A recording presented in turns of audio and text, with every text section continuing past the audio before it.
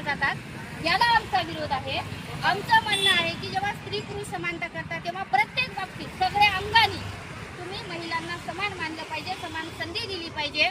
आता थोडाफार बदल होतो, परंतु गेली अनेक वर्षापासून आम्ही सत्ताधाऱ्यांना पण हा प्रश्न विचारतोय की जे सत्ताधारी लोक आहेत, गावातला एखादा सरपंच असेल, बाई सरपंच असेल तर माणूस मात्र तो आता बदल झाला, थोडा कायदे कडक झाले, परंतु ते अंमलात आणण्याची जबाबदारी तुमच्यासारख्या आमच्यासारख्या लोकांची आहे।